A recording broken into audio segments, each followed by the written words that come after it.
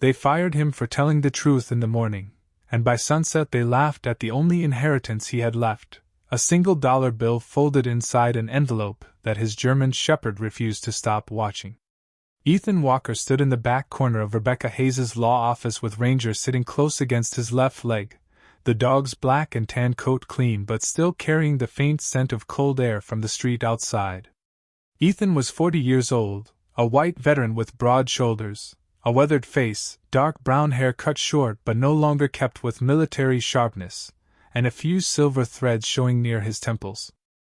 He wore a faded field jacket over a blue work shirt, worn jeans, and scuffed brown boots that had crossed loading docks, warehouse floors, gravel lots, and too many nights without a warm place that felt completely his.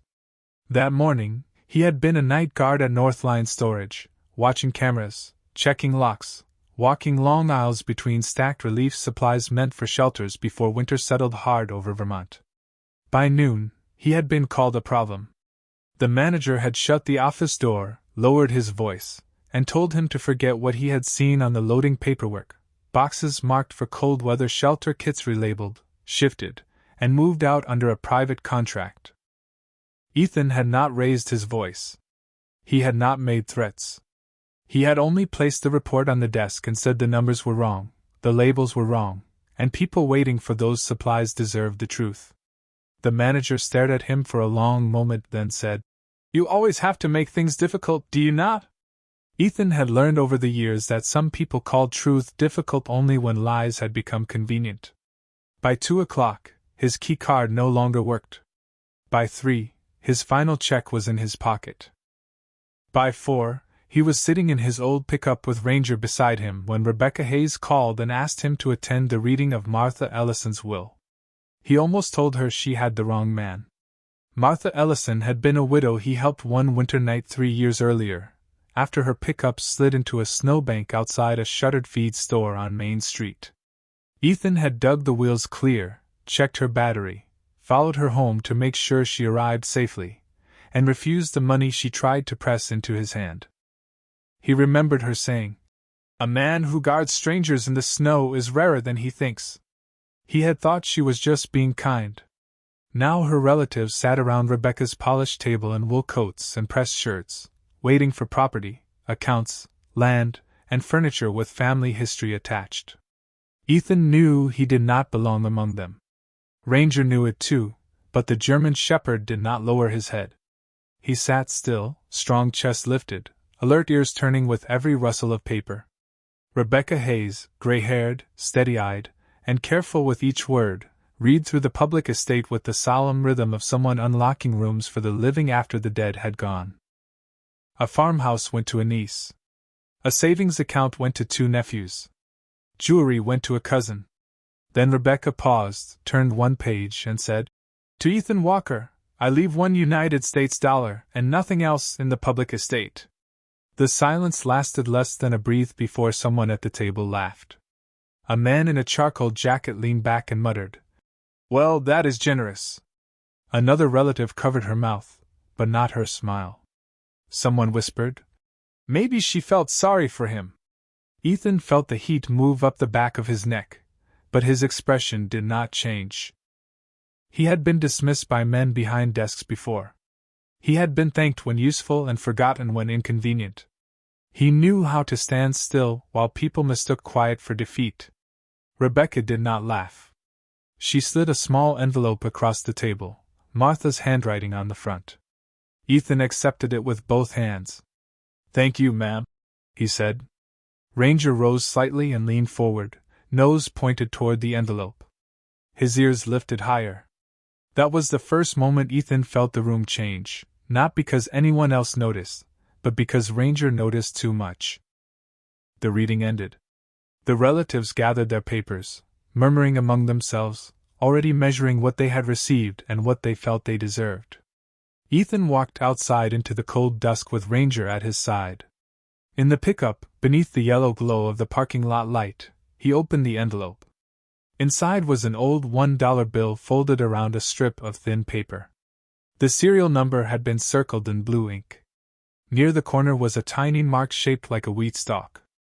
On the paper, Martha had written, If they laughed, they saw the price. If you stayed kind, find what it guards. Ethan read the words twice. Ranger touched his nose to the wheat mark, then lifted his head toward the end of Main Street. Ethan followed the dog's gaze through the windshield. 3 blocks away, nearly swallowed by evening shadow, stood the closed storefront of Ellison Feed and Tack, its sign cracked, its windows dusty, its door dark after years of silence. The dollar no longer felt like a joke in his hand. It felt like a key waiting to learn its lock. Ethan did not drive straight to Ellison Feed and Tack. He sat behind the wheel with the engine off, the $1 bill resting flat across his palm, while Ranger watched the dark storefront at the far end of Main Street as if the old building had whispered his name through 3 blocks of cold air. The law office parking lot had emptied behind them. The relatives were gone, carrying their folders, keys, and private satisfactions into the evening. Ethan still felt the echo of their laughter in the quiet truck, but it had lost some of its sharpness. Martha's note had changed the shape of the insult. If they laughed, they saw the price. If you stayed kind, find what it guards. He turned the bill over carefully. The blue circle around the serial number was neat, deliberate, and the tiny wheat stalk near the corner looked almost invisible unless the paper caught the light just right. Ranger leaned closer and breathed once against the mark, then looked back toward Main Street. You know something, Ethan said softly. The German shepherd's ears lifted, calm and certain. Ethan started the pickup. The drive took less than a minute, but it felt like crossing from one life into another. Ellison Feed and Tack stood between a closed barber shop and a small insurance office, its faded sign hanging above a dusty awning, the painted letters cracked by sun, weather, and years of being passed without being seen. The front windows were clouded with grime. Behind the glass, Ethan could make out old seed bins, saddle racks, shelves of rusted tools, burlap sacks hardened with age, and a long wooden counter at the back. The place smelled old even from the sidewalk, dry wood and dust and something earthy beneath it, like grain stored too long but not forgotten. Ranger stood at the door, black and tan coat dark under the street lamp, strong chest still, alert ears facing inward. Then Ethan heard it too, or thought he did, a faint sound from inside, thin and spaced apart, like one kernel dropping into a tin cup somewhere under the floor. Tick. Silence. Tick. It was not the sound of a clock. It was smaller, drier, almost patient. Ethan checked the front door. Locked. He looked around the frame, then under the old welcome mat, then behind a rusted feed scoop hanging by the window. Nothing. Ranger turned and walked toward the side alley. Ethan followed. A rain barrel stood near the back wall, half full of leaves and gray water. Behind it, beneath a loose strip of siding, was a small metal key box with peeling tape across the lid. Ethan opened it and found a brass key wrapped in paper. On the paper, in Martha's handwriting, was one line, "For the man who checks the quiet places." Ethan let out a slow breath. He had checked quiet places all his life, loading docks after midnight, storage doors in sleet, shelter steps after storms, the spaces where people forgot to look because nothing important was supposed to be there. The key opened the side door with a rough scrape. Ranger entered first, paws silent on worn boards. Ethan followed with his flashlight, closing the door gently behind them. The shop seemed to hold its breath. His beam moved across old feed scales, wooden bins labeled oats, corn, clover, and winter rye, leather bridles stiff on their hooks, cracked jars of nails, rolls of twine, and a dusty chalkboard with prices from another decade. Ranger did not wander. He walked past the front shelves and stopped at the long counter near the back, the same one Ethan had seen through the window. The counter was scarred by decades of elbows, bags, coins, and weathered hands. Beneath it, the floorboards were darker. Ranger lowered his head, pressed one ear toward the wood, and waited. Tick. Silence. Tick. He lifted one paw and scratched 3 times at a narrow plank below the counter. Ethan knelt beside him, his scuffed brown boots creaking against the floor. He tapped the plank with 2 knuckles. Hollow. Not loose, not rotten, but hollow in a way built on purpose. He brushed away dust, and found the wheat stalk mark burned faintly into the edge of the wood. His pulse slowed. Not because he was afraid, but because some part of him understood that he had been expected. He felt along the underside of the counter and found a narrow brass slot hidden behind a sliding strip of wood. It was exactly the width of a dollar bill. Ranger sat back, calm, intelligent eyes on Ethan's hand. Ethan unfolded the $1 bill and hesitated. It was all he had been publicly given. A joke to everyone else. A question from Martha. He slid the bill into the slot. For a moment, nothing moved. Then something clicked inside the counter, soft and clean. A small drawer opened beneath the register shelf, pushing out through dust with a quiet wooden sigh. Inside lay a brass key, an old ledger bound in green cloth, a photograph of Martha standing beside 3 veterans and 2 farmers in front of the shop, and a note folded around a dried wheat stem. Ethan opened the note under the flashlight. A gift mocked by the loud will answer for the quiet. Keep the dollar. Keep the truth. Bring the ledger to Rebecca at dawn. Ranger lowered his nose toward the drawer, then turned his head toward the rear of the shop, where old seed bins stood in shadow. From beneath them came the sound again, clearer now. Tick. Silence. Tick. The dollar slid back out of the brass slot into Ethan's waiting hand, unchanged, unspent, and heavier than any inheritance he had ever imagined. Ethan stayed on his knees behind the counter for several seconds after the dollar returned to his hand. The old shop had gone quiet again, but not empty quiet. It was the kind of quiet that waits for a man to decide whether he believes what he has just seen. The brass slot under the counter had closed as cleanly as if it had never opened. The small drawer remained in front of him with the brass key, the green ledger, Martha's photograph, and the note resting inside like objects placed for someone who had arrived exactly on time. Ranger stood beside him, black and tan coat touched by flashlight glow, strong chest steady, alert ears turned toward the seed bins at the rear of the shop, calm intelligent eyes fixed on the shadowed floorboards beyond the burlap sacks. Ethan folded the $1 bill carefully and placed it inside the inner pocket of his faded field jacket. He lifted the photograph and studied it under the light. Martha Ellison was younger in the picture, her gray hair still dark at the edges, standing with one hand on the old counter and the other resting on a wooden crate marked winter wheat. Beside her were 3 veterans, 2 farmers, and a woman in a warehouse jacket, all standing in front of Ellison Feed and Tack as if the shop had given them more than feed, rope, and seed. On the back, Martha had written, "They came for work. They left with time." Ethan did not fully understand it, but the words found a place in him. He opened the green ledger. The first pages were ordinary business records: hay deliveries, seed orders, tack repairs, flour shipments, fence wire, barn hinges. Then, halfway through, the entries changed. Names appeared beside small notes. January heat fund for the Porter family. Repair tools loaned to Dale Morrison, returned with thanks. Shelter kits held back from private sale, delivered to county church basement. Winter boots bought for 2 guards after warehouse closure. Ethan stopped at that line. Shelter kits. Warehouse closure. The phrase reached back into his morning at Northline Storage, to the mislabeled boxes, the manager's closed door, the way truth had been treated like a problem because it slowed down profit. Martha had been watching the same kind of world long before Ethan lost his job in it. Ranger gave one soft breath, then walked toward the rear of the shop. Ethan gathered the ledger, key, note, and photograph, placing them in a canvas feed bag he found under the counter. He followed Ranger past the shelves of cracked jars, rusty tools, folded horse blankets, and seed bins marked clover, barley, rye, and spring corn. The faint sound came again, now clearly beneath the rear floor. Tick. Silence. Tick. It was not a clock, not exactly. It sounded like a small metal counter dropping one bead of truth at a time.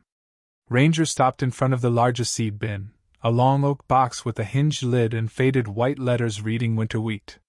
He pressed his nose to the lower edge, then sat. Ethan set down the bag and tried the lid. Empty, except for dust and a few dry kernels caught in a corner. He ran his flashlight along the inside and saw the wheat stalk mark burned into the bottom plank. Beside it was a shallow groove shaped like the brass key. He inserted the key and turned it. The bottom of the bin did not open. Instead, the whole seed bin shifted forward half an inch with a low wooden scrape. Ethan braced his shoulder and pushed. The bin rolled slowly on hidden iron wheels, revealing a square trapdoor beneath it, flush with the floor and almost invisible under years of dust. At the center was another wheat stalk mark and a brass lock darkened by age. Ranger placed one paw beside it and tapped 3 times. Ethan crouched with the brass key still in his hand. It fit. The lock released with a sound so clean it seemed protected from time. He lifted the trapdoor and cold air rose from below, carrying the scent of cedar, dry earth, paper, and old stone. A narrow stairway descended beneath the shop. Ethan shined the flashlight down. At the bottom, he saw cedar paneling, shelves, and the edge of a table. His first instinct was to go down at once, but Martha's note returned to him, "Bring the ledger to Rebecca at dawn." Ranger looked down the stairs, then back at Ethan, as if asking whether the truth should wait for a witness. Ethan had spent too much of his life being alone when decisions mattered. Not this time. He lowered the trapdoor gently, rolled the seed bin back halfway so the opening remained hidden but accessible, and carried the canvas bag to the front counter. He stayed in the shop until the sky outside began to pale behind the dusty windows. Ranger rested near the rear aisle, never fully asleep, ears moving each time the buried tick sounded from below. At 6:30, Ethan called Rebecca Hayes. She answered with no surprise in her voice, only the careful steadiness of someone waiting for an old promise to wake. "Mrs. Hayes?" Ethan said, looking at the dollar bill in his hand. The feed store answered. There was a pause. Then Rebecca said softly, "Do not open anything else without me. I will be there before sunrise reaches the counter." She arrived 20 minutes later in a gray coat, carrying a leather case and the expression of a woman who had read the surface of a will while knowing a deeper page existed beneath it. Ethan unlocked the side door. Ranger greeted her with one quiet lift of his head, then led them both to the rear seed bins. Rebecca saw the green ledger first. Her eyes softened. "Martha said if you found that, you had kept what others mocked." Ethan handed her the note, the photograph, and the dollar. She examined the serial number circled in blue ink and nodded. "This was registered as a legal token in a private trust." Ethan looked toward the seed bin. "There is a trapdoor." Rebecca closed her eyes for half a second, as if thanking someone no longer in the room. "Then she was right about you." Together they rolled the bin aside and opened the trapdoor. This time Ethan descended with Rebecca behind him and Ranger first, paused silent on the steps. The room below was small, dry, and lined with cedar. Ledgers, land deeds, bank papers, stock certificates, old photographs, and bundles of letters filled the shelves. Under a table stood a safe engraved with one line, "For the man who protected what others ignored."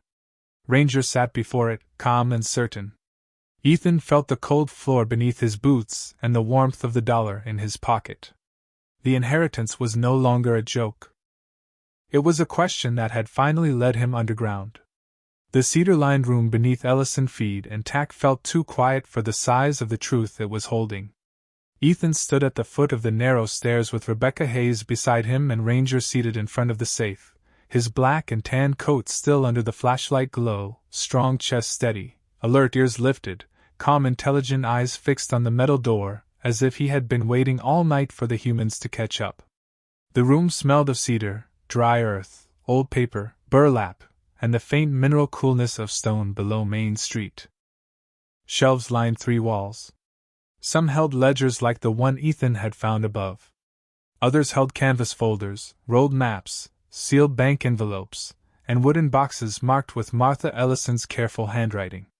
Ethan was still wearing the faded field jacket over his blue work shirt, worn jeans, and scuffed brown boots from the day before, still a 40-year-old white veteran with broad shoulders, A weathered face, dark brown hair cut short with a few silver threads near his temples, still a man fired for guarding a truth that made powerful people uncomfortable.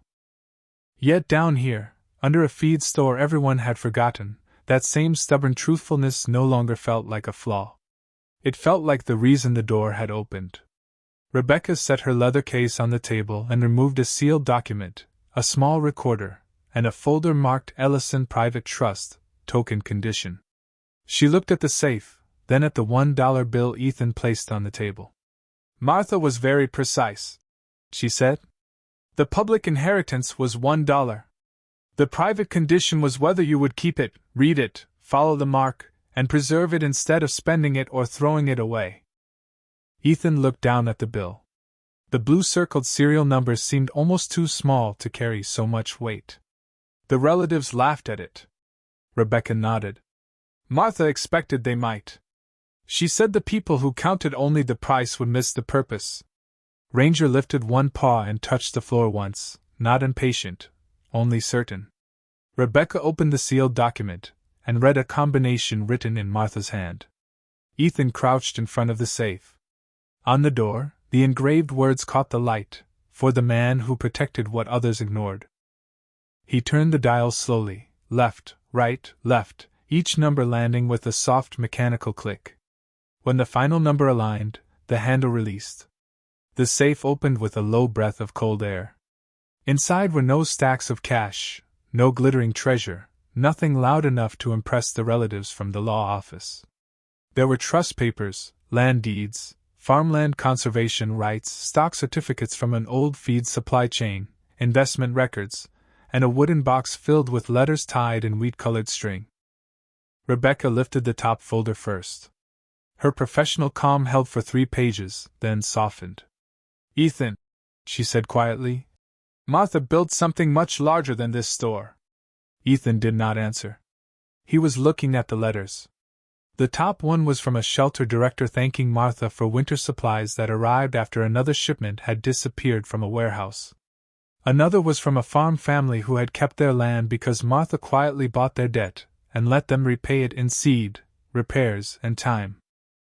Another came from a veteran who had worked in the back room after losing his job for refusing to falsify inventory records. Ethan read that line twice.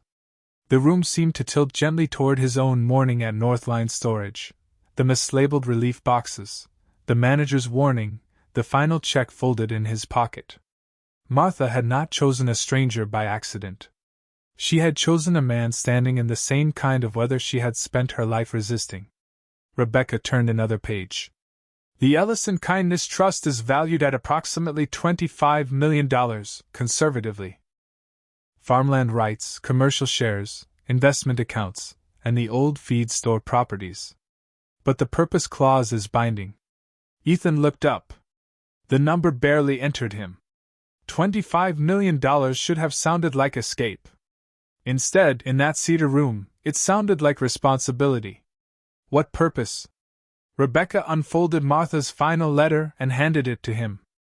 Ethan, if you are reading this below the seed bins, then you kept the smallest gift when others mocked it, and you protected the truth even when it cost you. I know about men like you because my husband was one. I know about workers blamed for another man's greed because I watched it happen for 60 years. This trust is not for comfort alone. It is for repair. Restore Ellison Feed and Tack. Make it a place for veterans, shelter workers, warehouse workers, farmhands, and families who lost work because they would not stop being decent. Teach trades. Feed people quietly. Keep records honestly. Let the dollar remain where everyone can see what they almost missed. Ethan lowered the letter slowly. Ranger leaned against his leg, warm and steady. Rebecca opened a second folder containing drawings of the old store restored, the front counter polished, seed bins converted into tool stations, the back room made into a classroom, the loft above the storage area fitted with temporary beds, a pantry stocked for shelter workers, and a small sign over the door that read Truth and Trade Workshop. Beneath the drawing, Martha had written, a place where the overlooked learn they were never worthless. Ethan closed his eyes for a moment. The laughter in the law office returned, then faded. The manager's voice from North Line returned, then faded too. What remained was the sound beneath the floor, that patient tick, now explained by a small mechanical counter Martha had built into the seed bin mechanism to guide the one who listened. Rebecca watched him carefully. You can decline stewardship. The trust would transfer to a foundation. You would still receive a modest personal bequest. Ethan looked around the truth room, at the letters, the ledgers, the safe, the dog who had heard the hidden sound, and the dollar that had survived mockery because he had not let bitterness spend it for him. I spent last night thinking I had inherited a joke, he said. Now I think she left me a job. Rebecca's eyes softened. That is probably how Martha hoped you would say it. Above them, morning finally reached the dusty front windows of Ellison Feed and Tack. Through the ceiling came the faint creak of old boards warming in the light. Ethan placed the $1 bill beside Martha's letter, not as money, but as proof. He had been given a fortune, yes, but the first thing he understood was smaller and harder. Some truths wait under the places people stop respecting, and only the ones who stay kind long enough to listen ever find them. By noon, the old feed store no longer felt abandoned to Ethan. It still looked that way to anyone passing Main Street: dusty windows, faded sign, cracked awning, seed bins gone gray with age, saddle racks hanging empty, and a front counter buried under years of silence. But after standing in the cedar-lined truth room beneath the floor, after reading Martha Ellison's letter and seeing the trust papers Rebecca Hayes had laid out with careful hands, Ethan could no longer see the building as a closed business. He saw it as a promise waiting under dust. He came up the narrow stairs with Ranger first, the German shepherd's black and tan coat brushing softly against the cedar wall, strong chest steady, alert ears raised, calm intelligent eyes checking the shop above as if guarding the secret from the world until the right moment. Ethan followed with the $1 bill tucked safely inside his faded field jacket, the old ledger under one arm, Martha's final letter folded in his shirt pocket, and the weight of $25 million resting on him in a way that felt less like wealth and more like weather. He was still the same 40-year-old white veteran with broad shoulders, a weathered face, dark brown hair cut short with a few silver threads near his temples, blue work shirt wrinkled from a sleepless night, worn jeans marked with dust from the floor, and scuffed brown boots planted carefully between old sacks of feed and dry seed dust. Nothing about his clothes had changed. Nothing about his bank account had changed yet. But the air around him had. Rebecca rolled the winter wheat bin back over the trapdoor, not to hide the truth forever, but to protect it until she could file the proper notices. The trust activation will begin today, she said, her voice quiet but steady. I will call the accountant, the probate judge's clerk, and the property records office. Until the paperwork is secured, we say very little. Ethan looked through the dusty front glass at Main Street. A few cars moved past. A man stopped near the window, glanced in, then kept walking. To them, nothing had happened. The old store was still old. The fired guard was still broke. The dollar was still small. That almost comforted him. Big truths needed time before people began reaching for them. Ranger walked to the counter and rested his nose near the hidden brass slot. The drawer had closed again, the wood flush and ordinary. Ethan placed his hand on the counter. It was scarred by years of work, knife marks from twine, round stains from coffee mugs, shallow dents where bags of seed had been set down by tired hands. Martha had stood here. Farmers had stood here. Shelter workers, warehouse men, families short on money, people too proud to ask for charity but willing to accept work, all of them had passed through this space while the truth room kept their names below. Rebecca opened the green ledger and turned to a page Ethan had not read. Listen to this, she said. November 1998. Stored 24 boxes of winter coats after county shipment delayed. Delivered quietly to shelter before first frost. No receipt requested. Ethan felt the words move under his ribs. That sounds like the shipment I reported. Different decade, Rebecca said. Same kind of problem. She turned another page. April 2006.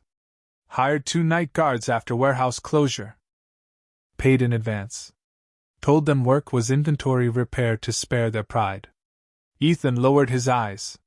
He had spent years thinking decency was something a person did alone, a private choice with private consequences.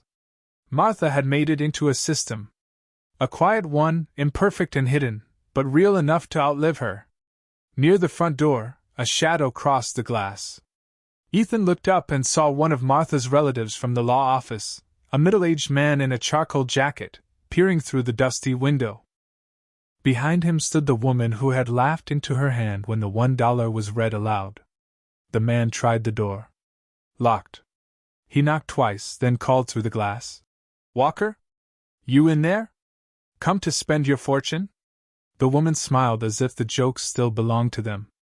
Ethan felt the old sting rise, but it met something steadier this time. Ranger stepped between Ethan and the door, not aggressive, not loud, simply present with calm authority.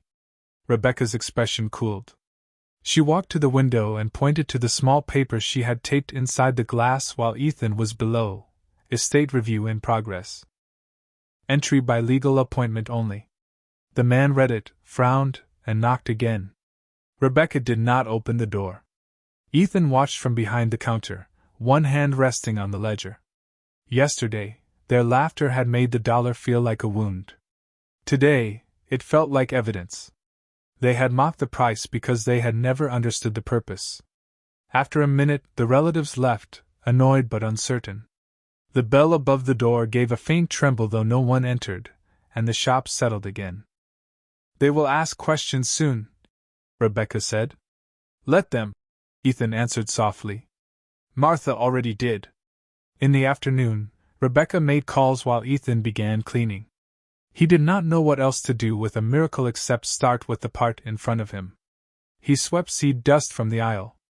He wiped the counter until the grain of the wood appeared beneath the grime. He opened curtains stiff from years of neglect and let pale winter light fall across the shelves. He found a box of old price tags, a drawer of twine, a cracked mug with Martha's initials, and a photograph pinned behind the register of the store in better days, full of people whose faces looked tired but welcome. Ranger followed him from corner to corner, sometimes sniffing, sometimes listening, sometimes lying beneath the counter where the framed dollar would one day hang. By evening, Rebecca returned from the back office with a tired but satisfied look. "The trust accountant will come tomorrow. The preservation notice is filed. The old feed store properties are frozen from transfer until review is complete. And Ethan, the legal token condition appears valid." He leaned against the counter, suddenly aware of how little sleep he had had. "So this is real." Rebecca looked around the shop, at the clean streaks on the counter, the swept path down the center aisle, the German shepherd resting with his head on his paws. "It was real before we understood it," she said. Ethan took the $1 bill from his jacket and laid it gently beside Martha's letter. In the low evening light, the wheat marks seemed almost alive. He thought of Northline storage, of the boxes relabeled in the dark, of being called a problem, of being handed $1 in a room full of laughter. Then he looked at the old store around him and understood that sometimes being rejected by one place was how mercy moved a person toward the place that still needed him. The next morning arrived pale and cold over Main Street, turning the dusty front windows of Ellison Feed and Tack into soft squares of silver light. Ethan Walker had slept for less than 2 hours in his pickup behind the store, with Ranger curled on the passenger seat and Martha's $1 bill tucked inside his faded field jacket. When he opened the side door before sunrise, the old shop no longer greeted him as a stranger. It smelled of burlap, dry seed, old pine shelves, and the faint cedar breath rising from the hidden room below the winter wheat bin. Ethan was still a 40-year-old white veteran with broad shoulders, a weathered face, dark brown hair cut short with a few silver threads near his temples, wearing a blue work shirt, worn jeans, and scuffed brown boots, but something in him had steadied overnight. He still had no new paycheck. Northline Storage had not called to apologize. The relatives who had laughed at the will reading were likely making phone calls of their own. Yet when he switched on the small lamp behind the counter and saw the $1 resting beside Martha's letter, He felt less like a man who had been pushed out of one life and more like a man standing at the beginning of an assignment he had not known he was qualified to receive. Ranger walked the shop first, black and tan coat catching the morning light, strong chest calm, alert ears listening toward the seed bins, the floorboards, the side alley, and the front door. He paused under the counter where the brass slot hid in plain sight, then moved to the rear aisle and sat beside the winter wheat bin, as if reminding Ethan that the truth below remained protected but awake. Rebecca Hayes arrived at 7 with 2 coffees, a stack of folders, and a trust accountant named Malcolm Reed, a careful man in a brown overcoat whose eyes grew sharper the moment he saw the green ledger. They descended together into the cedar-lined room after Rebecca checked the locks and covered the front windows with simple paper shades. Malcolm reviewed the Ellison Kindness Trust documents at the small table, while Ethan stood beside Ranger near the safe.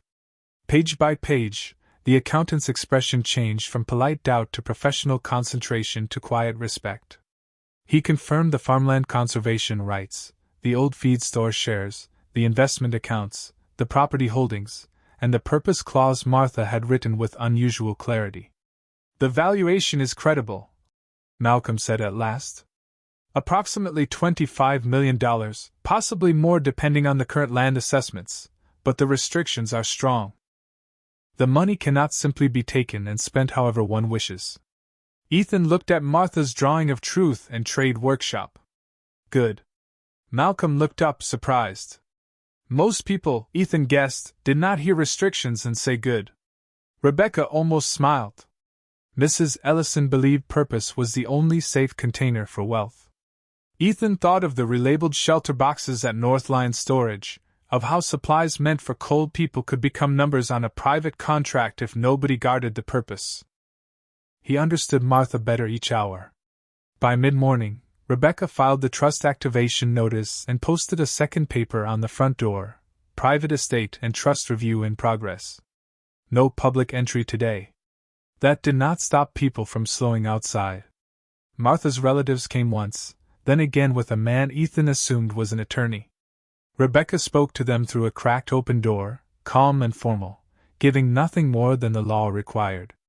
One of the nephews glanced over her shoulder and saw Ethan behind the counter with Ranger beside him. His face tightened, not with grief, but with the discomfort of someone realizing he may have laughed too early. Ethan felt no pleasure in it. The shop was already teaching him that vindication was smaller than stewardship. In the afternoon, Rebecca introduced the next 2 people Martha had named as possible advisors: Nora Whitfield, who ran a small shelter outreach program, and Clay Dawson, a retired warehouse supervisor known for training workers others had given up on. They walked through the store slowly, past the seed bins, the saddle racks, the dusty shelves, and the back room where old feed pallets had once been stacked. Nora read Martha's letters with her hand near her mouth. Clay stood in the back room for a long time, looking at the empty wall where Ethan imagined tool stations one day standing.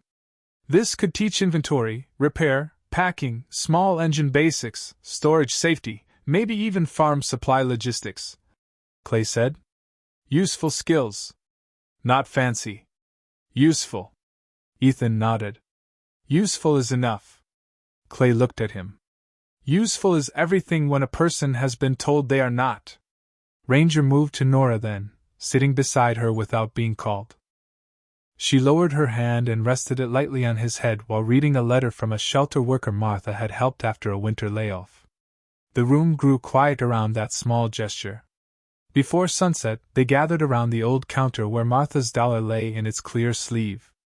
Rebecca outlined the first phase: secure the trust, clean the store, inspect the building, preserve the truth room, restore the counter, convert the seed bins into tool stations, and create a pilot program for veterans, shelter workers, warehouse workers, and displaced laborers who needed paid training without being made to feel like a burden.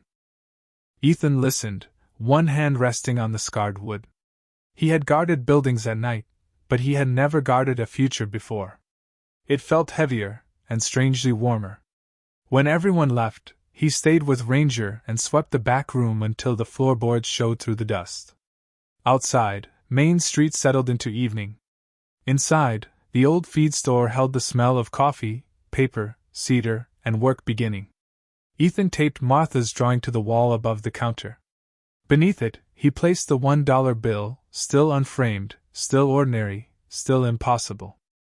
Ranger lay below it, head on his paws, calm eyes half closed.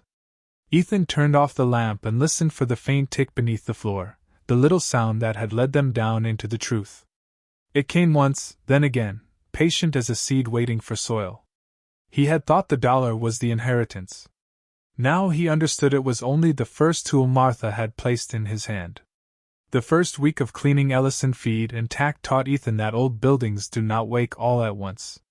They wake by shelf, by floorboard, by window latch, by the first broom stroke that does not apologize for stirring the dust.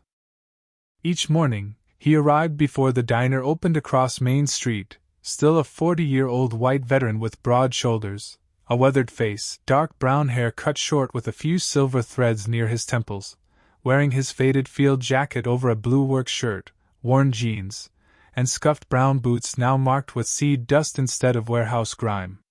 Ranger entered first every day, the 6-year-old German shepherd with a black and tan coat, strong chest, alert ears, and calm intelligent eyes, walking to the counter, then the winter wheat bin, then the back room as if checking 3 quiet stations of a promise. Rebecca Hayes kept the legal work moving with the same steady care Martha Ellison had once used in her ledgers. Malcolm Reed confirmed the trust structure, the properties, the protected funds, and the purpose clause. Nora Whitfield brought folding chairs, lists of shelter contacts, and practical questions about meals, transportation, and dignity. Clay Dawson brought old warehouse training manuals, a box of label makers, and the blunt wisdom of a man who believed a good system could protect good people from bad shortcuts. Together, they began turning Martha's drawing into a working plan. The front counter was the first thing Ethan restored properly. He sanded it by hand, slowly enough that the old scars stayed visible beneath the fresh finish. He did not want the counter to look new. He wanted it to look forgiven. Under Rebecca's supervision, the $1 bill was sealed behind clear protective glass in a simple wooden frame and mounted on the wall behind the register. The blue circled serial number and tiny wheat stalk mark remained visible. Beneath it, Ethan placed Martha's words in plain black lettering. If they laughed, they saw the price. If you stayed kind, find what it guards. People passing the window began stopping longer. Some had heard pieces of the story from relatives, lawyers, or the diner. Some came hoping for spectacle and found only a man sweeping floors, a dog lying under the counter, and an old feed store being cleaned inch by honest inch. One afternoon, a pickup from Northline Storage slowed outside. Ethan saw his former manager in the passenger seat, looking toward the framed dollar through the glass. The truck did not stop. Ethan felt a pull in his chest, the old urge to be seen as right by the people who had wronged him. Then Ranger lifted his head and looked at him calmly, and the feeling passed like weather moving on. Being right was not the same as being free. By Thursday, the back room had become the first classroom. The seed bins were still in place, but cleaned and reinforced, their labels preserved: winter wheat, barley, clover, rye. Clay helped Ethan convert 2 of them into tool stations with shallow drawers for gloves, measuring tapes, box cutters, inventory tags, small repair kits, and safety glasses. Nora arranged a pantry shelf for shelter workers who came off late shifts with no time to cook. Rebecca secured the truth room below as a protected archive, accessible only by appointment, its letters copied and stored in binders upstairs so Martha's quiet work could teach without being damaged. The faint tick under the floor remained, softer now that they understood it, still sounding every so often like a seed dropping into the dark. On Friday morning, the first trainees arrived. There were 6 of them: a veteran who had worked security until his company downsized, a shelter cook between jobs, a warehouse clerk who had quit after being pressured to alter inventory, a young farmhand looking for steady work, a mother of 2 who had managed stockrooms for years but had no certification, and a former driver whose knees hurt but whose hands were still precise. They stood near the counter, awkward in the way people stand when they have been offered help and are waiting for the hidden cost. Ethan understood that posture. He had lived inside it. Ranger moved among them gently, accepting a hand here, offering stillness there, and finally sitting beside the warehouse clerk who stared too hard at the floor. Ethan did not begin with Martha's fortune. He did not begin with the trust. He picked up a small bag of seed, a broken hinge, and a mislabeled box from the training table. Most problems start small, he said. A wrong label. A loose screw. A number written carelessly. Around here, we slow down before small wrong things become large wrong things. The room settled. He held up the mislabeled box. And if someone asks you to ignore what you know is wrong, you do not have to become loud. But you do have to stay honest. The first lesson was basic inventory: read twice, label once, check destination, document changes, never let speed outrun truth. Then came practical repair, replacing hinges, cleaning rusted tools, checking locks, organizing supplies for shelters without waste. Clay taught them how to build a clean storage system. Nora talked about why a missing blanket mattered in January.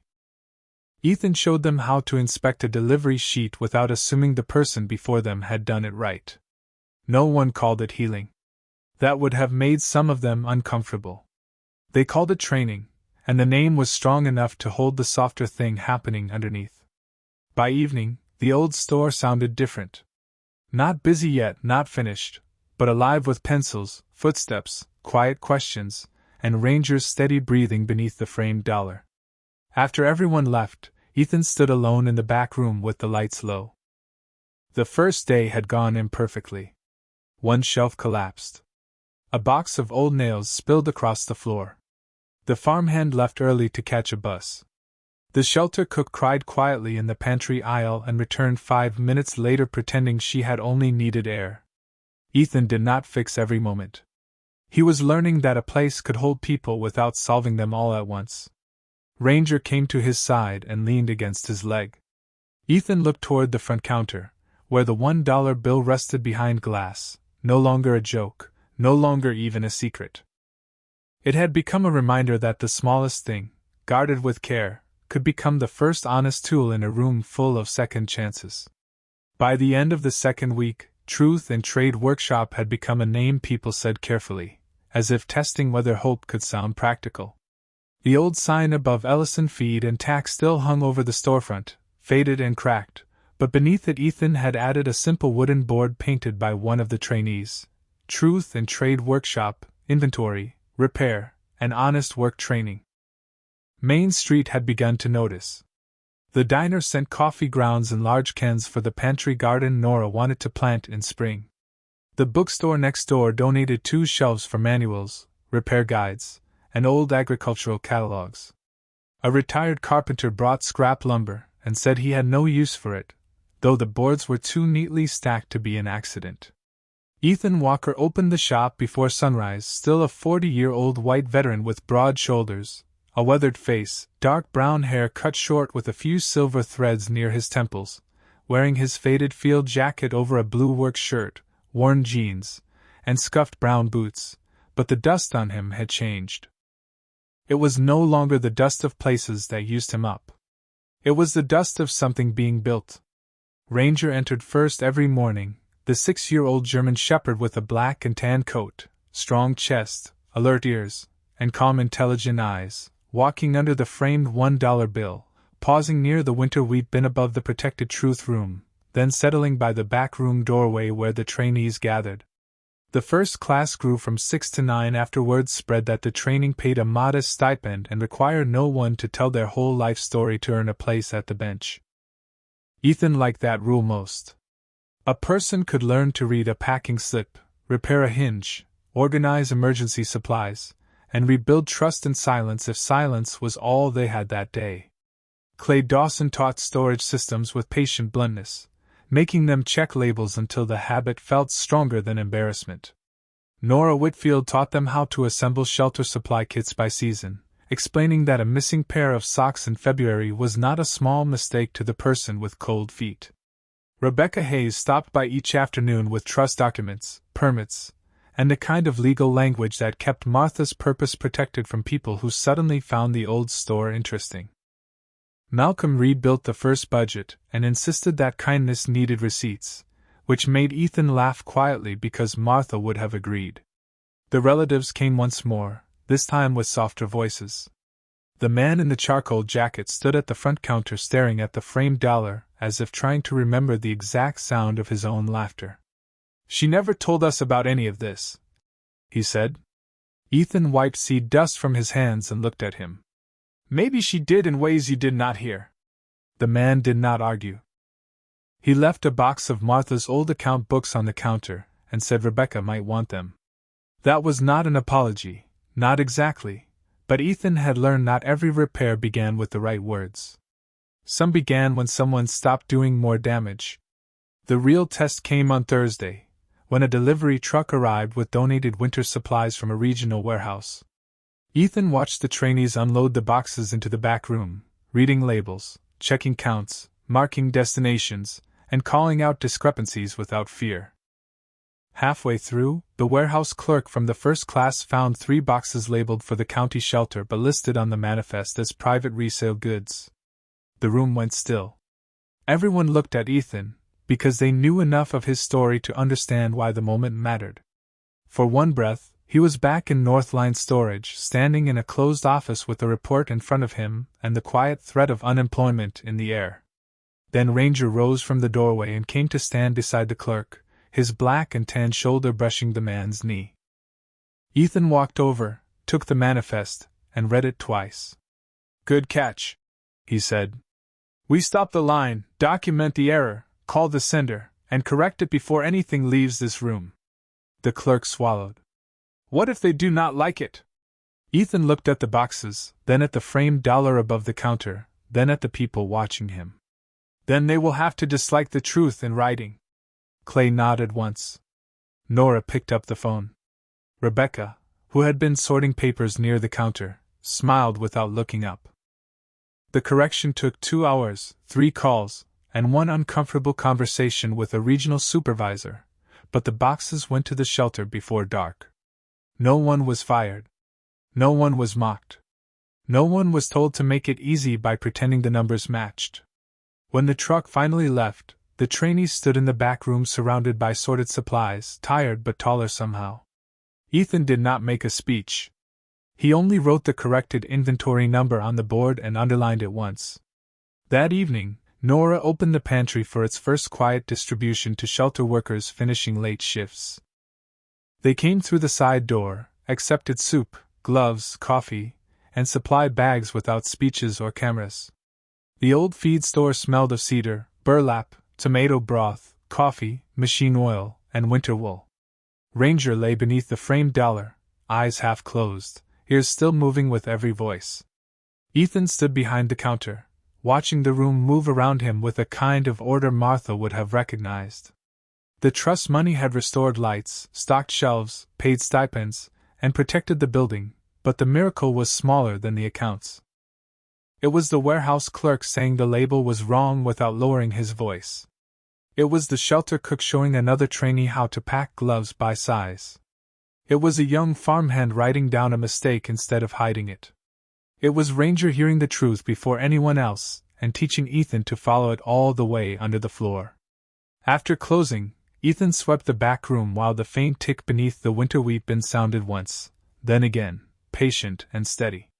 He looked at the framed dollar glowing softly in the front lamp and understood that Martha had not left him a fortune to erase the day he was fired. She had left him a place where that day could become useful. By early spring, Truth and Trade Workshop had stopped feeling like a project and started feeling like part of the town's pulse. The old Ellison feed and tax sign still hung above the storefront, weathered but cleaned, and beneath it the new wooden board caught the morning light with simple white letters. Inside, the front counter shone with its scars preserved under a careful finish. The seed bins had become tool stations, the back room held labeled shelves and training benches, the loft above the storage room had 2 modest beds for workers in need of short rest, and the pantry shelves stayed stocked with coffee, canned soup, gloves, socks, notebooks, and quiet mercy. Ethan Walker opened the side door before sunrise, still a 40-year-old white veteran with broad shoulders, a weathered face, dark brown hair cut short but no longer kept with military sharpness, and a few silver threads near his temples, wearing his faded field jacket over a blue work shirt, worn jeans, and scuffed brown boots.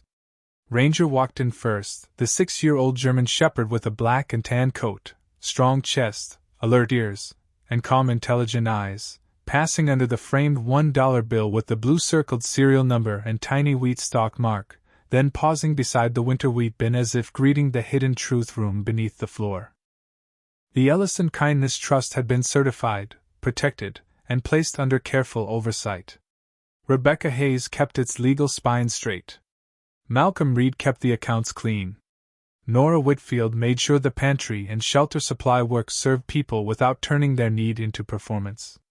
Clay Dawson turned inventory training into something almost sacred, teaching every trainee that a correct label could be the difference between a family getting heat packs before a storm or waiting one night too long. The first class finished on a rainy Friday, not with a stage or fancy certificates, but with repaired hinges, organized shelter kits, corrected delivery logs, small engine parts cleaned and tagged, and 9 people standing behind the counter with work they could point to and say, "Honestly, I did that." The warehouse clerk who had found the mislabeled boxes became the first paid inventory assistant. The shelter cook was hired to manage the pantry program 3 afternoons a week. The young farmhand started helping Clay teach supply rotation.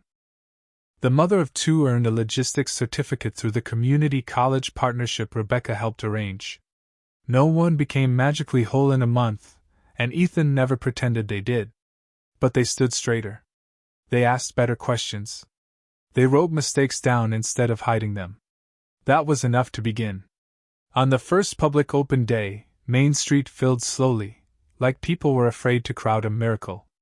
The diners sent coffee and biscuits. The bookstore set up a table of used repair manuals. Shelter workers came after late shifts. Farmers brought old tools to donate. A few of Martha's relatives came too, quieter than before, carrying boxes of account books, photographs, and one old feed scale from a barn no one had cleaned in years. The man in the charcoal jacket stood before the framed dollar for a long time.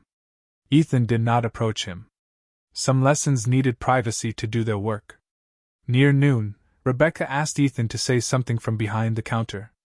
He looked at the room, Ranger lying beneath the framed dollar, Nora near the pantry shelves, Clay beside the training board, Malcolm pretending not to be moved, the first trainees lined along the tool stations, and townspeople standing among seed bins that had once hidden a trapdoor to the truth. Ethan rested one hand on the old counter. "Martha left me $1, he said. "A lot of people thought that was the whole gift. I did too for a minute. But she was asking a question. Could something small be kept with honor? Could a man who had just lost a job for telling the truth still stay kind long enough to listen? This place exists because the answer was supposed to become useful, not impressive." The room stayed quiet, and Ethan trusted that quiet. Then Ranger lifted his head, ears moving toward the front door. Ethan followed his gaze and saw a young woman standing just inside the entrance in a Northline storage jacket. She held a folded paper in both hands and looked as if she had almost turned around twice before stepping in. Ethan recognized her from the morning he was fired, one of the daytime clerks who had looked away when the manager called him a problem. She walked to the counter and set the paper down. "They corrected the shipment records," she said, "after your report. I thought you should know." Ethan looked at the paper, then at her. There were many things he could have said. Some would have been true and still too small. Instead, he nodded. "Thank you for bringing it." She looked at the framed dollar, then at Ranger. "Are you taking volunteers?" Ethan glanced toward Nora, then Clay, then back to the young woman. "We are taking people willing to label things honestly." For the first time, she smiled. Later, after the open day ended and the last visitors stepped back into the soft rain, Ethan remained in the shop with Ranger. The floor had muddy footprints. The coffee urn was empty. The pantry shelves needed restocking. Someone had left a pair of work gloves on the counter. The building smelled of wet wool, cedar, burlap, coffee, old wood, and the faint clean bite of spring rain drifting through the cracked open back door. Ethan turned off the front lamps one by one, leaving only the small light above the framed dollar. Beneath the winter wheat bin, the hidden mechanism gave its patient tick, no longer a call for discovery but a reminder to keep listening. Ranger came to Ethan's side and leaned against his leg, warm and steady. Ethan placed one hand on the dog's head and looked at the dollar behind glass. It was still only $1. It could still buy almost nothing. But kept with honor, it had opened a room, released a trust, restored a store, corrected shipments, fed tired workers, trained honest hands, and changed the way a town measured value. Ethan thought of the morning he was called a problem and smiled softly in the quiet. Sometimes the world names a truthful man difficult because it has forgotten what protection sounds like. Sometimes a faithful dog hears the truth under the floor before anyone else believes it is there. And sometimes the smallest gift is not small at all, but a seed waiting for one kind heart to place it back in good soil.